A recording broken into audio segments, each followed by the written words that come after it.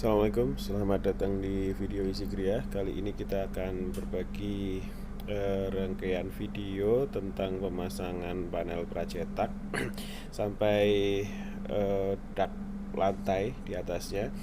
Ini pemasangan hari pertama, memasang sloof. Kebetulan kita di project ini pondasi, footplat dan pondasi menerusnya sudah dikerjakan sama owner. Jadi kita langsung memasang sloof dan kolom pracetaknya. Ini untuk struktur di pracetaknya 3 kali 7,5 dengan plat lantainya 4 kali 7,5, jadi ada cantilever 1 meter nanti. Ini pemasangan kolom, di sudut-sudutnya kita pasang konfigurasi kolomnya L, jadi 30 kali 10 itu profil pracetaknya dipasang L di sudut-sudutnya, di tengah ada kolomnya juga. Jadi total ada 6 titik kolom dengan 1, 2, 3, 4, 5, 6, 7, 8, 10 jalur kolom. Jadi kalau dihitung single itu ada 10, cuman titiknya yang 4 berkumpul jadi hanya ada 6. Ini pemasangan kolom, tingginya 1,5 meter kali 2 jadi 3 meter. Jadi ada 2 segmen di setiap kolomnya. Jadi pemasangnya seperti bawah dan atas. Ada 2 segmen untuk kolom. Dan ini paling berat panelnya itu 60 kg, jadi bisa diangkat oleh 2 orang. Idealnya dipasang berempat. Kalau di bawah mungkin dipasang 2 orang cukup, tapi ketika naik ke scaffolding perlu ada 2 di scaffolding dan 2 di bawah mendekatkan panelnya. Jadi setelah dipasang, kemudian baut dipasang, dikencangkan di setiap panel-panel tersebut. Lanjut, kemudian ini di hari kedua pemasangan baloknya, kita perlu alat bantu untuk menahan sebelum bautnya dipasang. Jadi tekniknya menggunakan scaffolding. Biasanya kalau yang panel berat ada 2 orang di atas, 2 orang di bawah. Ini kebetulan di sudut itu persambungannya, jadi cukup 1 orang. Ini tim pasang 4 orang, selalu 4 orang atau lebih, tapi agak sulit kalau 3 orang.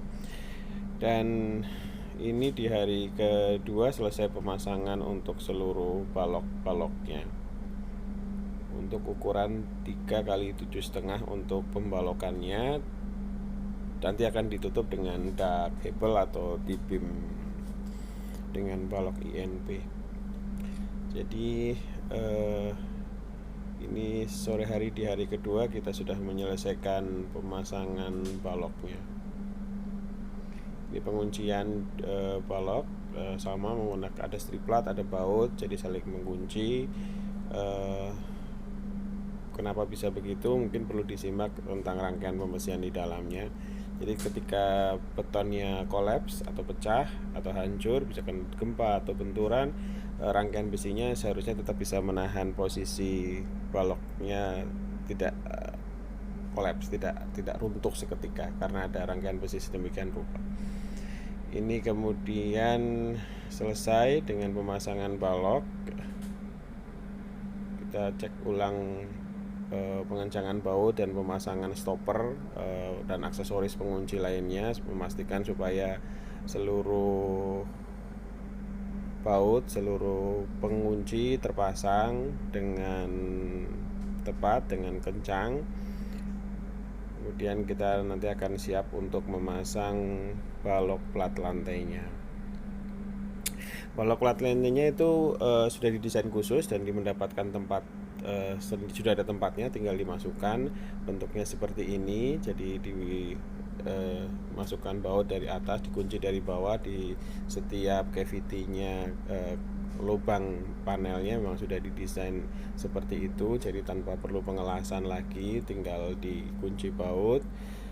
Kemudian di atasnya dipasang untuk balok bagi, kami menggunakan INP 10 cm karena memainkan keseriannya paling bagus untuk menahan beban. Jarak INP-nya antara 1,2 sampai jaraknya 1,2 sampai 1,5 meter.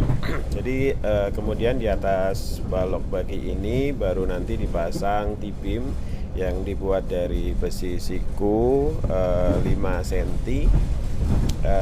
digabungkan kemudian dipasang seperti bentuk T tapi terbalik untuk jadi dudukan bata ringan atau panel blok yang lainnya. Jadi panel bloknya kalau bata ringan ini jarak T-beamnya 20 cm, jadi cukup boros sebenarnya, idealnya 30 cm.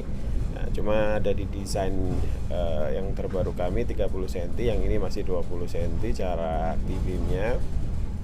Lalu dipasang juga bisa jadi cantilever seperti di ujung sebelah atas itu adalah cantilevernya, jaraknya lebih kurang 1 meter dari struktur utamanya. Total luas yang akan diberi lantai di project ini 30 meter persegi. Jadi yang 1 meter cantilever, yang 3 meter di atas bodi struktur pracetaknya. Jadi setelah ini hari ketiga pemasangan T-beam, balok bagi dan bata ringannya. Kebetulan memang cukup banyak yang harus dipasang, dan sambungan antara T-beam ke balok baginya menggunakan baut roofing, baut yang sama yang seperti digunakan di baja ringan, atap baja ringan, jadi memastikan tidak bergeser. Ini sisi cantilever ya. Terus kemudian jadi akan tidak perlu las, jadi cukup di baut roofing. Dia juga akan bautnya akan membantu untuk menahan bata ringannya tidak bergeser juga. Jadi setelah dipasang, ini prosesnya cukup lama. Untuk pemasangannya butuh 2 hari.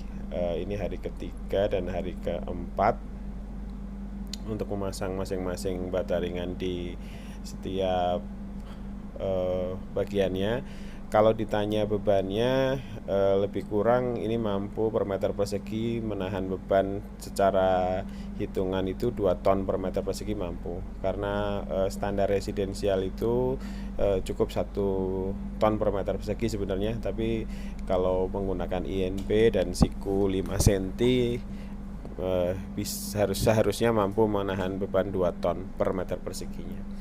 Ini hari keempat finishingnya, pemasangan terakhir untuk penataannya. Ini tampilan dari bawah setelah dipasang, konfigurasi struktur pracetak, balok INP, konektor plat lantai, T-beam, kemudian menggunakan bata ringan. Dari bawah bisa sudah rapi, tinggal mungkin di finish, atau kalau perlu di plafon bisa menggunakan balok INP-nya sebagai dudukan plafonnya. Kemudian terakhir di finishing dengan plesteran seperti ini untuk mengarahkan arah larinya air juga. Jadi secara total balok bagi, T-beam, panelnya, plat ductable-nya di sini menggunakan plesteran itu biayanya 500.000 per meter persegi. Nah, demikian info project kami. Terima kasih. Assalamualaikum.